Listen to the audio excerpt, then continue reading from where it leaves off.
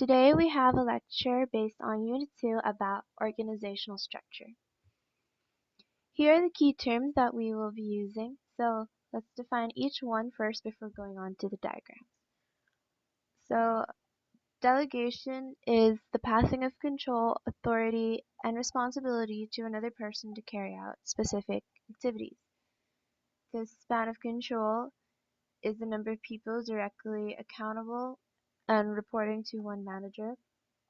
The levels of hierarchy are layers of authority from the top to the bottom of an organization, and it forms a pyramid. A tall organization is an organization which has many levels of hierarchy, while a flat organization has fewer levels of hierarchy. The chain of command are the vertical lines of authority within an organization, enabling orders to be passed down through the layers of hierarchy. Authority is the degree of power in which one has the right to evoke orders or tasks, while responsibility is the particular burden of obligation. And empowerment is the ability given to workers to establish freedom over their own work. Now, on to the diagrams. This is a basic visual of an organizational chart. It is normally shaped as a triangle to represent the degrees of authority and responsibility within the organization. As we can see, the arrow of responsibility and authority is pointing upwards. This is because the higher you are in the organization means that you have more authority, thus more responsibility and salary. The arrow of command is pointing down because delegation starts from the highest point of the triangle and is passed to the bottom. This here is a diagram about the span of control. We can see that there are quite a number of people who are directly accountable and reporting to one manager. In this case, this would be the managing director. But the managing director also has other directors below him in which they have control over production, marketing, finance, administration, and development.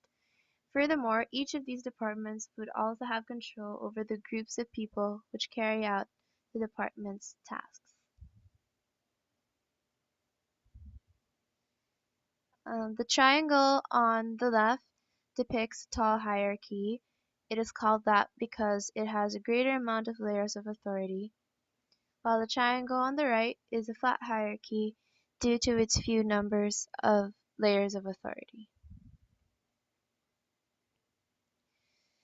The visual at the top shows an organization with a flat hierarchy because it only has 3 levels.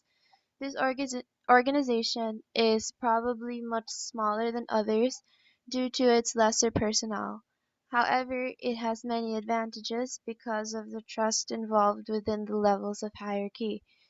The highest authority can depend on his subordinates due to their high experience and no need for supervision. Delegation is easily distributed, communication mess-ups are reduced, and employees will feel closer to those who originally made each decision. Costs are also reduced as certain management functions are no longer needed, so delayering would take place. If this business decides to grow and become a bigger organization, however, they will have to expand their levels of hierarchy. This can be seen in the bottom visual, which depicts a tall hierarchy. Here there is a greater number of personnel working within the firm, thus there are more levels of hierarchy. So the advantage with this type of organization is that there is a greater sense of management because each person would have more control over a fewer number of people. The training and development would also be easier because workers are now focused on their specific work and department. However, there might be some communication issues because of the number of levels each delegation needs to pass through. This pyramidal structure shows the basic form of an organization of human resource. The amount of people within each level can also determine their degree of authority and responsibility. So for example, naturally workers would be at the bottom of the pyramid because there are more of them and they would have less control as opposed to the middle management, senior management, and the MD. So this goes on from the bottom to the top. The centralized structure of a business is dependent on the managerial director since he is the entrepreneur of it. So the departments of the organization, such as the finance, production, sales, marketing, and R&D, will directly branch out from the MD. In a circular or flat form of a business, we have an organization's departments all working together in a circular flow. This is usually used in large businesses. In this Venn diagram, it basically shows how different parts of an organization, like sales, accounts, production, and marketing, all work together. They are dependent on one another in order to get the business goals done.